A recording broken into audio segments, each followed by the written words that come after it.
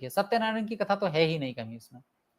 मेघा भारद्वाज जी, नमस्ते आचार्य जी, मेरा एक प्रश्न था कि यदि संस्कृत विश्व की सबसे संपूर्ण भाषा है तो उसमें उर्दू और अंग्रेजी की तरह ज, फ, ख आदि अक्षर क्यों नहीं पाए जाते?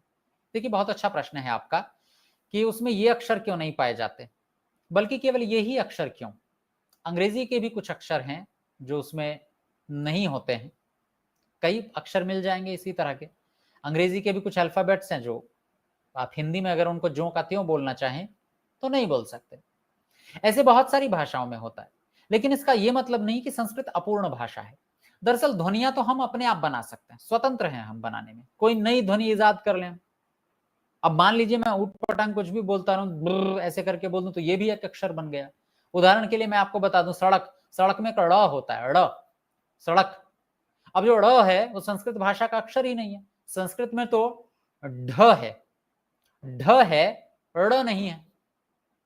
ऐसे ही एक दो और अक्षर हैं जो बाद में जोड़ दिए गए, जैसे पढ़ना, ढ़, ढ है संस्कृत में, ढ़ नहीं है। पढ़ने में नीचे एक बिंदी लगती है, हिंदी में नया एक अक्षर विकसित कर दिया गया, नहीं है संस्कृत में। तो क्या संस्कृत अपूर्ण भाषा? नहीं। दरअसल किसी भी भाषा के अक्षर पूर्ण है कि अपूर्ण है, ये इस बात से तय होता है कि क्या अपनी भावनाओं को उन अक्षरों से पूर्णतया व्यक्त किया जा सकता है। क्या ज प्राकृतिक ध्वनि है? नहीं, बनावटी ध्वनि है। बल्कि हिंदी का ड़, सड़क का ड़, और पढ़ाई का ढ़, ये दोनों भी बाद में विकसित की गई ध्वनियां हैं, ये प्राकृतिक ध्वनियां नहीं है।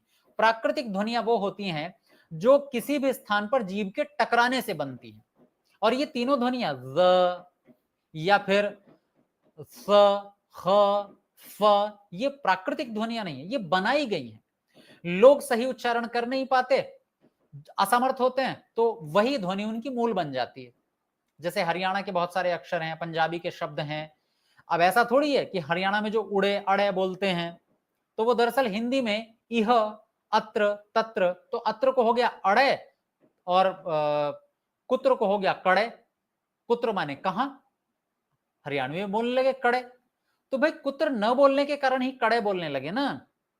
तो हमारी असमर्थता से कुछ नई नई ध्वनियां बन जाती हैं। इसका मतलब ये नहीं है कि वो ध्वनि जो है, अगर कोई नहीं, किसी भाषा में नहीं है तो वो भाषा ही अपूर्ण होगी, नहीं। ये भाषा हमारी असमर्थता को बताती है, ये शब्द हमारी असमर्थता को बताते हैं।